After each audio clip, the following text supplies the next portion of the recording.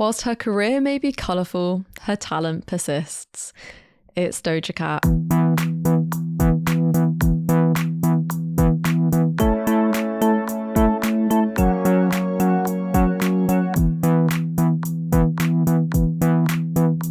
Well, hello and welcome to 6 Notes of Separation. If you're new to the podcast, here's how it's going to work. Every episode, I dive into an artist, exploring their lives, their music, their careers, any scandals, truly anything encompassing them. But to keep things interesting and to keep you all on your toes, to add a little bit of spice, if you will, I've put my own little twist on things. Yes, absolutely, I have.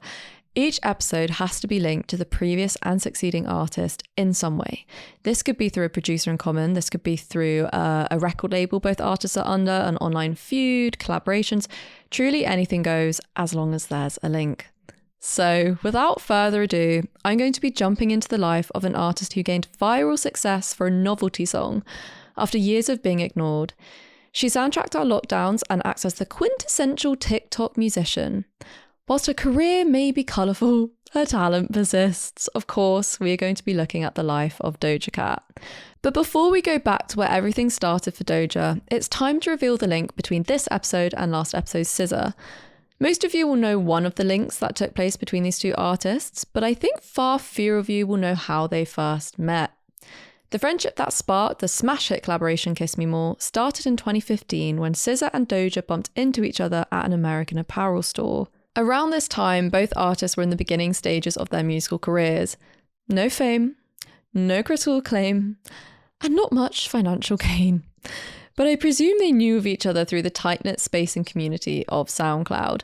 I did talk about this a little bit in my Chapel Roan episode, but so many artists we know now who have gone absolutely stratospheric all started out on SoundCloud around a similar time. It was this kind of 2012 to 2015 hotspot of self-taught musicians that labels would end up snatching and signing before they blew up all on their own. Anyway, years later in 2021, SZA and Doja joined forces when SZA featured on Doja's hit single Kiss Me More. The success of this song can't be questioned. It became the longest running all-female top 10 hit in American chart history. And it went on to win a Grammy Award in 2022 for the Best Pop Duo / Best Group Performance. That accolade ended up being such a special moment in both of their careers because it was SZA and Doja's first Grammy. And really from that point onwards, their friendship has continued to grow. In 2021, SZA interviewed Doja for V magazine, saying how inspired she felt by Doja's genre bending and musical experimentation. And in 2023, another hit between the two was produced when Doja hopped on a remix version of SZA's #1, Kill Bill. Doja was actually meant to feature on SZA's song Shirt off her sophomore album SOS, which, I talked about in great length last episode. But due to album deadlines and due to Doja's emergency vocal surgery, the collaboration couldn't happen. But what motivated Doja to get into music, you may ask? Well, fear not, for it's time to jump back to a world before Doja Cat existed. Born in LA in 1995, Amala Dlamini was exposed to creativity from a very young age. Her mother was a graphic designer who tended to paint and make jewelry in her free time, and her father was a very successful dancer and actor. Pretty early on in Amala's childhood, her father left the family to go back to his homeland of South Africa, hoping his family would later go and join him, but of course they never did. In the words of Doja, she felt rather estranged from her father, and any attempts made to reach out to him and form a relationship with him weren't met with any success. Doja spoke about her father showing support for her in the early stages of her career, liking and commenting on her Instagram posts about how proud he was of her. But it seems that a lot of that connection and contact has now already sadly been lost. Soon after being born, Amala moved to New York to live with her grandmother, who was an architect and painter, and who Doja has credited as giving her her sense of style and fashion. I think her grandma's artistic eye matched with her mother's creativity meant Doja never really felt shy to experiment with her own taste, which you see so very evidently through her wacky and very unusual looking red carpet looks. By the age of 8, Amala and her family moved back to LA to live in the ashram in Agora Hills. For those of you who might not know, an ashram is an isolated retreat normally associated with Indian culture where people live and practice their religion. Whilst living in this ashram, the Dlamini family naturally practiced Hinduism for 4 years, leading Amala to her first introduction to music as she sang bhajans, what I believe are the Hindu equivalent of hymns, at the temple. Although describing the lifestyle as beautiful in an interview with Fader in 2018, she also touched upon how restricting the upbringing was and how she couldn't really be a kid or do kid things, such as skateboarding or wearing and eating what she'd wanted.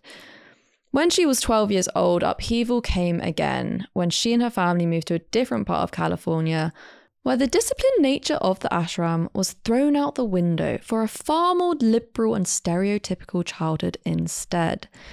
Amala's lifestyle became a lot more sporty, taking dance classes in breakdancing and pop locking, as well as attending a surfing camp in Malibu during her summers.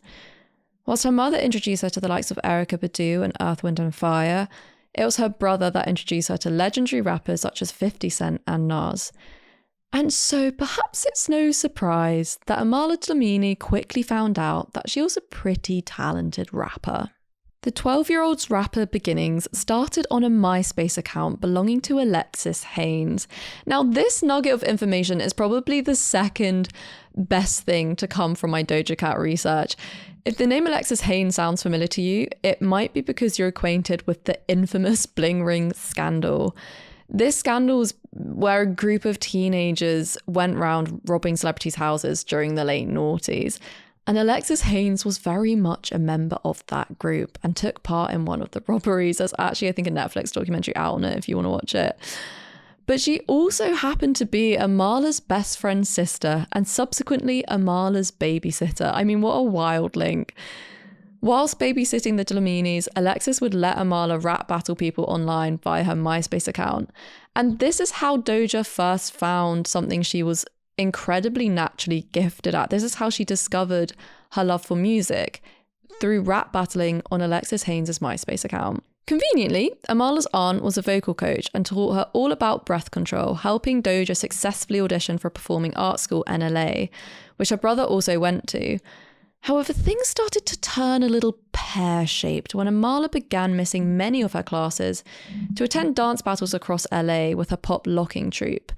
And it was this, paired with smoking a lot of weed, that led Doja to drop out of school when she was just 16. During her time at home, Doja would scour YouTube for cool beats to lay her vocals over, whilst continuing to somewhat smoke the day away, and ended up releasing her music on SoundCloud under the stage name Doja Cat. If you're curious over the etymology of Doja's name, well, look no further than Doja's two favourite things at the time, weed and cats. Doja is simply just a name for a strand of marijuana that Amala felt, gave off feminine energy. She saw the name Doja and thought, yeah, that sounds like a female name. Took it for her own, why not?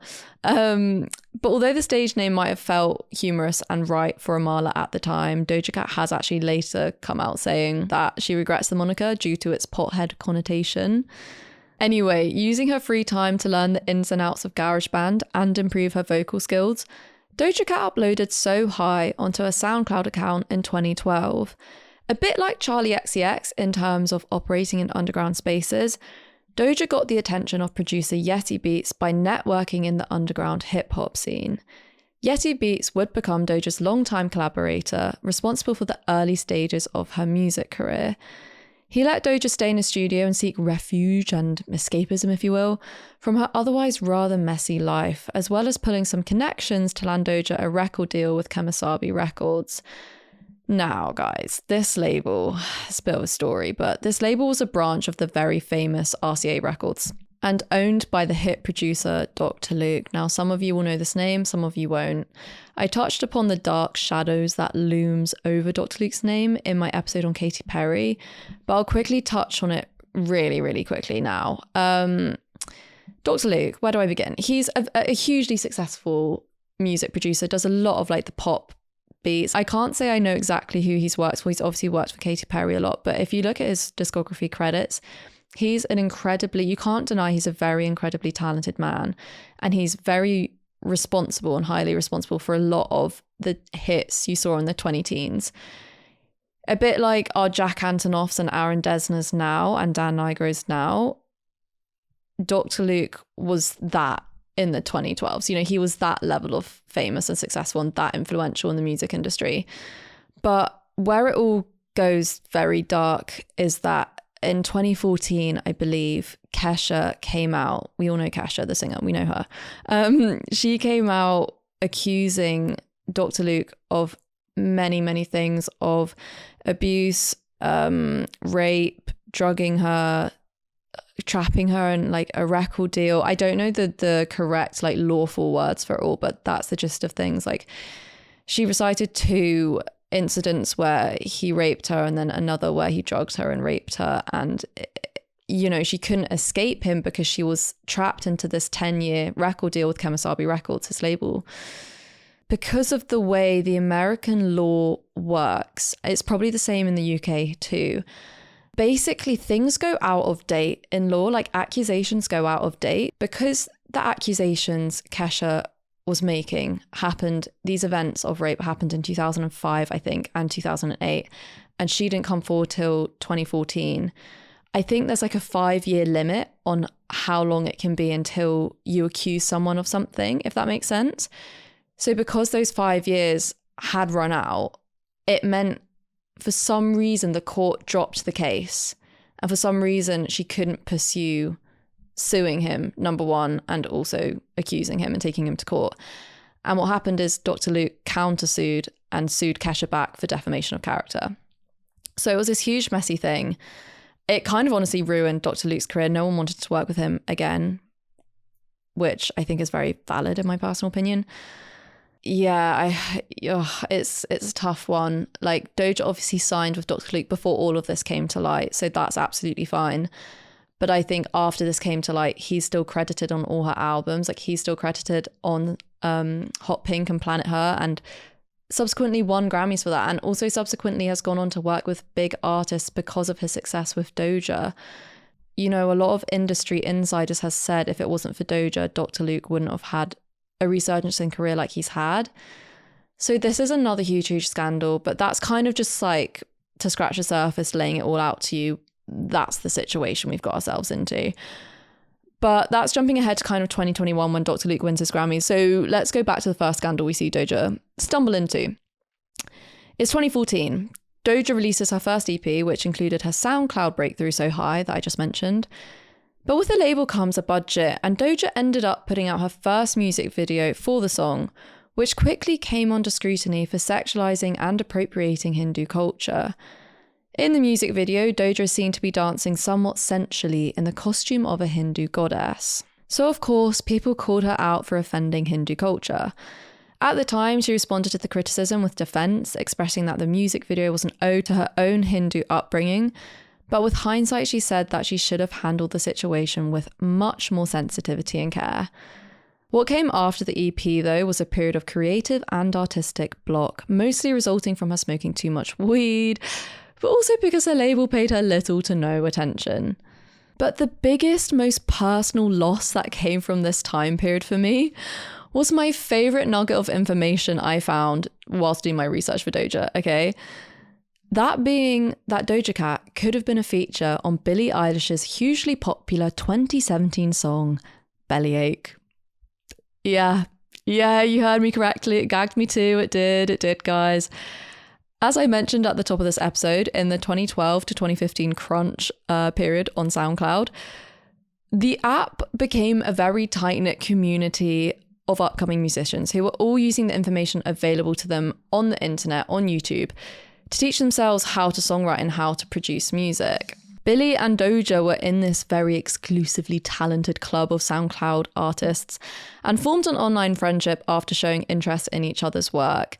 Billie ended up reaching out to Doja to ask if she wanted to write a verse on her upcoming song Bellyache, but it was sadly a matter of wrong place, wrong time, because as I mentioned, Doja was stuck in this period of creative block.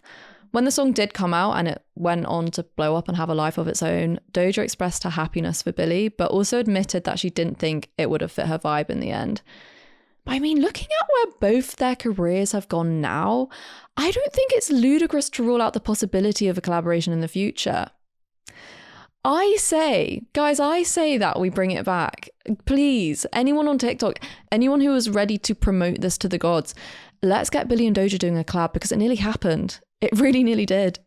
Anyway, in 2018, Doja eventually released her debut album, Amala, which she's reflected on as being an unfinished and lazy album due to the amount of weed, once again, she was smoking throughout the process, as well as rushing to meet deadlines set by her label. Two things have really marked Doja's, not downfall, but really marked the slow progression to, I guess, success, and that was marijuana and her label. It was also in this year when Doja was met with her second scandal, this one centering around homophobia. Honestly, guys, Doja's track record of scandals is really soiled. It's really stained, to be honest. People online had done a deep dive on Doja Cat's online footprint and unearthed old tweets of hers from 2015 where she called musicians Tyler the Creator and Earl Sweatshirt by the homophobic F-slur. She responded to the hate with an equally controversial and pretty awful tweet, to be honest, the gist of which said that just because she used the slur, it doesn't mean she hates gay people and shouldn't deserve support. So clearly there was a lack of accountability from Doja here, but with some reflection, she did end up issuing a more acceptable apology, deleting her initial response and deleting her old tweets. But I hate to say that, as I said, this isn't the last or the worst of Doja's controversies. They do just keep coming. They really do. Back to her musical career though. Just before she was about to embark on her album tour, the producer Troy Knocker reached out asking Doja to make a beat from a sample of Wes Montgomery's Polka Dots and Moonbeams. What came from her playing with this sample on an Instagram Live was her viral success and novelty song, Mooo. Yes, like the cow. Doja self-produced a music video for Mooo, which was equally goofy and funny as it was sexual, and if the label wasn't paying her any attention before, they certainly were now, because the music video racked up 3 million views in just 1 week. Viral success. Truly viral success. And after an acid trip that saw Doja quitting cigarettes and weed, the singer was able to really hone in on her craft and leave room to improve her songwriting skills. And perhaps that acid trip was the best thing that Doja could have ever asked for, because in 2019 she dropped her sleeper hit album Hot Pink, which shot to fame in lockdown for its pop-leaning, disco-inspired track Say So. Now guys, this is a very interesting one. Say So was, if you need like a lockdown banger, if you're looking for nostalgia and a reminder of a banana bread and house party, listen to Say So. You couldn't not know it, you know. In May of 2020, Nicki Minaj jumped on the remix, which catapulted Doja to fame even more than the original version. She became a TikTok darling and a household name. Her streams increased by 300% in a year, and she was crowned as the #1 breakthrough artist of 2020 by Rolling Stone magazine. Her shoot to mainstream success being so extreme that she ended up as the 5th top female charting artist of 2020. Do we hear this? She was the 5th most successful artist of 2020, all because of Say So. Like that. And because of TikTok. Like, it's undeniable how much influence TikTok has had in Doja's career. It's kind of honestly made her career. But with fame and attraction comes public scrutiny. And as we've already seen, Doja in particular seems to be like a moth to a flame, winding up in controversy after controversy. To speed you through why things went south for Doja in 2020, let's start with her stance on COVID. During the beginning of the pandemic in March, Doja went viral for undermining the danger of the illness whilst talking to fans again on an Instagram Live. They're kind of I don't know, these Instagram Lives have created such a strong community with her fan base, which we're going to get onto in a minute. But there have also been moments from Instagram Lives which has caused her a lot of controversy. She concluded this rant on Live by saying that she didn't give, excuse my language, but she didn't give a fuck about Corona. And when fans called her out for attending Kendall Jenner's birthday party and breaking lockdown regulations, she responded by telling them to shut the fuck up. So yeah, you can see that this ignorance and lack of accountability is not only a running theme in Doja's life, but it also did her absolutely no favours at all in winning over the public's perception of her. When asked about the situation in an interview for the Rolling Stone in 2021, she acknowledged her ignorance, saying she shouldn't have tried to make light of a virus, that was so immensely devastating for so many. But I really, truly do regret to inform you that Doja's grilling during the pandemic didn't end there. Okay. Couple months later in May now, the same month Say So featuring Nicki Minaj shot to the top of the charts. Fans, or it's probably more fitting to say just people online, unearthed an old song of Doja's called Didn't Do Nothing. The title was taken from a term used to belittle black victims of police brutality. So the song had a very strong chance of being polarizing to begin with, but chuck it into the context of May 2020 when the transgressive and unlawful and tragic and horrific death of George Floyd took place. And that subtle polarization transformed into plain outrage. Following this, a leaked video of Doja Cat in a tiny chat room began to circulate the internet. Tiny chat is kind of, from my understanding, it's like an online chat forum where you can talk with people who have similar interests to you. However, in this video, Doja is seen to make sexual comments to men who are allegedly members of the incel community. The incel community is an online group of white supremacists who blame women in society for their involuntary, quote unquote, involuntary celibacy. It's really rooted in misogyny and, white supremacy, racism, that too, and violence. It's a pretty dark place of the internet. What resulted of this were accusations of internalized racism and misogyny that came flying Doja's way, prompting her to make an official response on Instagram. She admitted that she shouldn't have been on some of the chat room sites she was a part of, but affirmed that she'd never been a part of any racist conversations, claiming that the Didn't Do Nothing song was a, open quote, response to people who often use that term to hurt me, close quote, ultimately apologising for anyone it offended. But I just, Doja, my love. Like, as I just said, it's a really double-edged sword, her online footprint, because on the one hand, it's what's caused her to have the fan base she has. It's caused her to have this really intense parasocial relationship with her fans. But she is just problematic, and she does just put all her problematic stuff out on the internet for people to dig up.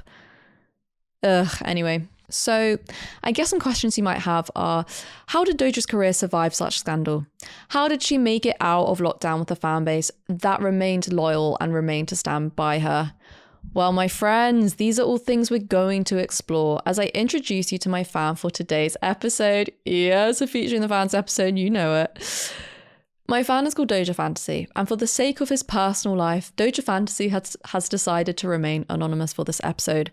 So if you're watching on YouTube, be prepared for a rogue visual setup. We went a bit rogue with it, so what we could do to keep this as anonymous as possible. But I absolutely implore all of you to keep your ears completely peeled as we discuss Doja's career post-2020 to the present day. Before we get into Doja's career post-pandemic, could you tell us a bit about who you are and why you first became a Doja fan? Yes, so I'm Doja Fantasy. I currently run a TikTok for her for the past few years. Currently, it has 433.9 thousand followers. Insane. 36.2 million likes, which is insane to me. Insane! So I started off just doing it for fun, just editing videos of her. And then over time, I ended up looking at old Instagram lives, posting clips of it. And then I learned more about how to really make a sound kind of go viral.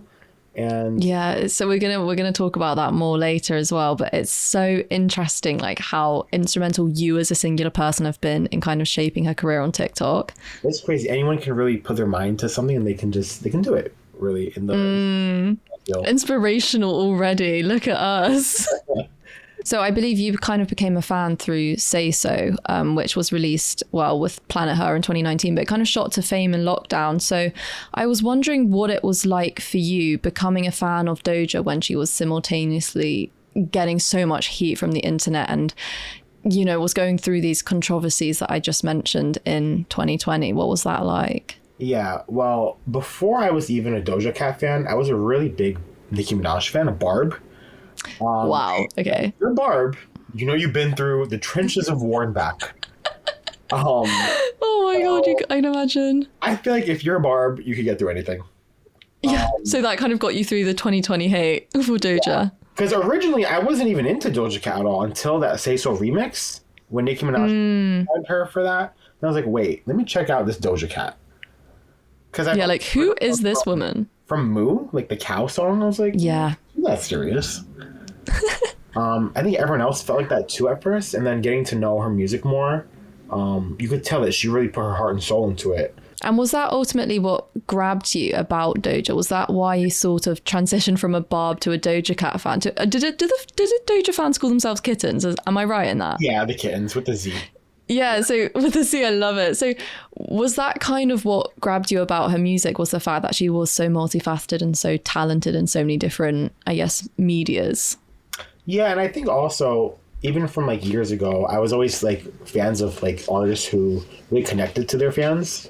Having Doja Cat do all of these like Instagram lives and TikTok lives where she would spend hours and hours on it, making that music for everyone with the fans. Yeah. I think it was just like that connection. Yeah, it's so interesting. I was talking about this in the podcast before you came and joined me, but I was saying how her Instagram lives are kind of a double-edged sword, where I feel like it's done such favors in terms of building a kind of close connection with her fan base and building upon that parasocial relationship, but then it's also kind of been a downfall in terms of a lot of stuff she'll say off the cuff on an Instagram live will then kind of crop back up later on in her career and cause some scandal. Yeah, but I think like the fans, the ones who stick with her and really know her, I think everyone has a different kind of comedic style also. Yeah. I think that's so much. I think that's it, isn't it? I feel like her sense of humor is so integral to her as a person. Yes. And I think a lot of people on the internet don't get it necessarily. And this is why she ends up in so many controversies and scandals, because people take her humor out of context. Yeah. And I think any artist really, I feel like something's always been taken out of context. Someone's always going to be scrutinizing. And I think she did a good job of kind of taking that narrative and like really working with it for the song Attention. Well, in 2021, Doja came back from the shackles of the pandemic to score another chart topper, Kiss Me More, featuring, of course, no other than SZA. I mentioned this at the top of the podcast, but this collaboration saw both artists win their first Grammy, as well as break a record for having the longest charting song in history by a female duo. Doja went on to drop her third album, Planet Her, which was the fifth most streamed album globally in 2021, and closed the year off as the fourth best-selling female artist overall. So, I mean, crazy stats, like considering she kind of, if you want to call it, got cancelled. Considering she got cancelled in 2020, she really did bounce back with an absolute banging album that you've got so beautifully displayed. And I know this is when you first, I believe, was this when you first started your fan page around this kind of Planet Her era, was when you transitioned from a Barb to a kitten. Yes. So I'm interested to know, with you running your fan page, did you see that people were put off by her controversies and her scandals? Or did you think actually that the success of Planet Her kind of eradicated those sour opinions? Do you feel like it actually, her talent kind of outweighed everything? Yeah, I think like the whole artistic vision of Planet Her, everyone was just kind of fascinated about. With everything around Planet Her, it was just so much about the music more than anything. And I feel like even through it, like she had about like 3 songs that were at the top of the radio. Yeah, there were so many chart toppers from this album, but I think it's fascinating that despite her getting heavily cancelled in 2020, she released this album and it was kind of like none of that seemed to crop up. Like, did people comment, like when you made your fan page, were people in the comments saying like, oh, you shouldn't support her? Or was it genuinely just quite a positive fan base? Honestly, it was positive up until the whole demonic stuff. Yeah, which actually is such a nice segue for me, because as of 2023, Doja ditched the pink pop aesthetic for a much darker and edgier vibe instead. So for the people that don't know, she shaved her head and eyebrows, she got decked out in tattoos and piercings, and adopted a darker colour palette as well for her wardrobe, sometimes sporting a kind of like red contact lens, which was, you know, obviously ramped up accusations of being demonic. And I don't know, I think she like got accusations of being part of the Illuminati. Yes. And it was the mark of a new era as Doja prepared for the release of a predominantly rap album, Scarlet.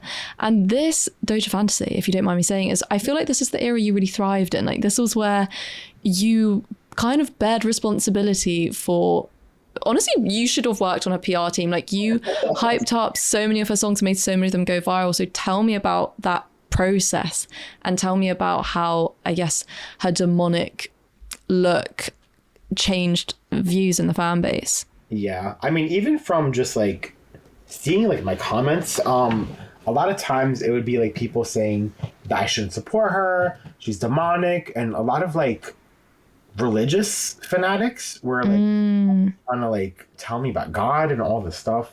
But it's so interesting because I find it hard to believe that those religious fanatics would have been listening to Doja in the first place. Right. Like, I feel like if they're that entrenched in their religion, surely, maybe this is bad of me to say, but I just presume they'd be listening to like Christian music. That's what I would think too. But I think they really were passionate for that, I guess, or just the hatred against her for some reason. I think most people really like run and get attracted to negativity than positivity, like in this world in general. That was such a good statement. I think that she was able to really take that and run with it in her favor, because the entirety of Painted Town Red was really playing on that whole demonic, anti-God type of like vibe. Yeah. And I know a lot of like different artists tried to do that also, and it didn't work for them.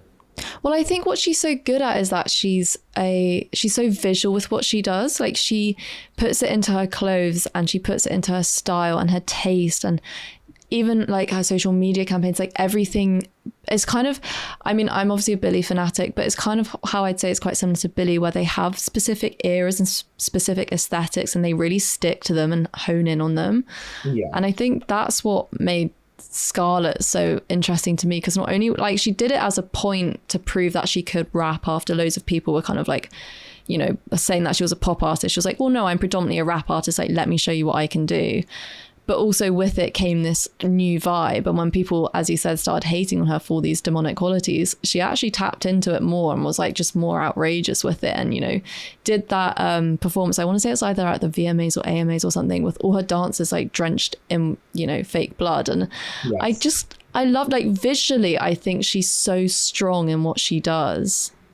And, you know, thinking back to like what you said about how people kind of bashing her as a rapper, the only really hatred I felt like was my comments or towards her mostly during Planet Her was saying that she's not a rapper, because she was having all these achievements and saying, oh, she's the first female rapper to do this, first female rapper to do that. But then people would be like, oh, she's not a female rapper. I think that's so interesting that that was the main hate. And then she does a rap album and everyone hops on the hate train to call her demonic. Like, I know, it's wild. And how did you help Scarlett go viral? Like, what did you do to make songs get, you know, you've had crazy achievements with the amount of sounds people have used from your TikTok and how they've been making videos to those sounds. Like, how did you literally make her album go viral for her? Thanks. It's a lot of work, to be honest. I feel like people think, oh, like TikToking so easy. Oh no. No, it's not. No, it's not. Well, first off, I posted like Attention, because that was the first release of the album. That didn't have a lot of sounds to it. I posted like a preview of a kind of snippet I liked a lot from Painted Town Red. I went to the music video. I kind of edited it a little together to make sure every clip has her inside of it. I posted the snippet in HQ Audio, and that went huge. How huge are we talking? I mean, right now it has 513,000 videos to it. That's insane. This is insane. And I also posted a sped up audio, which right now has 353,000 videos to it. Then was kind of like a promotional single, Demons. And like the kind of big part of it was Who Are You and What Are Those? Yes. Oh my god, wait, was that you? Yes. Yeah. Oh my god, you're literally famous. That was 172,000. That's crazy that number is so little, but like everyone knows that sound. It was wild. I went to one of her concerts for the Scarlet Tour, and I was like, I wonder if people are gonna like know this part. And it was like, I like teared up because when I was recording it like on my phone, that part, everyone screamed the "Who are you and what are those?" No. Oh my God. And I was like screaming at the top of my lungs too because I was just so excited. I remember I posted, I was like, no one here knows I'm Doja Fantasy. That's so funny. Well, sadly, things weren't entirely smooth sailing for Doja in 2023 because she did find herself tumbling into another scandal. And this one I'm really, really fascinated to have you join me with. So the fan base that stuck with her through the thick and thin of the pandemic and those controversies found themselves perhaps wearing a little more thin with what happened in 2023, where I believe a fan asked Doja to say that she loved her fans, and she responded with, "I don't though, because I don't even know you." Like, obviously as a fan, when you're pouring so much time and love into this artist and they're saying that they don't even love you back, it's gonna spark a bit of friction. So a couple of months later, at a fan listening party for her album Scarlet, Doja did actually write on a wall, that kind of a glass wall that divided her and her fans, "I do love you." Yes. But I'm just wondering, how was it for you as a fan page living and going through that as a fan of Doja Cat and hearing that from her? And also, did you see, like, was this what wounded the community the most, do you think? Like, did this really cause a lot of people to unfollow her? Because on her social medias, there was a cult unfollowing that happened, but with the fan base, did it cause a lot of fans to turn their backs on her too? I think that I never thought that it was that she doesn't love her fans. It was just that I think a lot of people kind of say what they want, and she's a person at the end of the day. Yeah. Just like anyone who's even listening to this podcast, if some random person comes up to you, kind of asks you about your personal life, I feel like anyone would kind of be weirded out a little bit. How did it make you feel as a fan though, like running a fan page? Did it make you think that you were crossing a boundary at all? Or did you just feel unaffected by it? Were you actually just like, yeah, completely on her side? Well, I feel like I never kind of pried into her personal life. I feel like my fan page always was strictly about her music. Did you see that a lot of fans did turn their backs on her? Did you see that a lot of people were actually being like, hang on, I don't want to support her anymore? Or do you think it was more just like sensationalized by the internet? No, definitely. I feel like people were like, oh, she hates her fans. I saw a lot of pages go from being Doja Cat fans to like Dua Lipa fans, or that's crazy. Rigo fans, because it was kind of all around that same time, the era. Oh my God, wait, that's actually so wild that they'd be, all of these people running Doja Cat fans were like, okay, time to ditch and move on to the next. Oh yeah, or they'd become like Megan Thee Stallion fans because another female rapper. Wow. Oh my God, that's so fascinating. Yeah.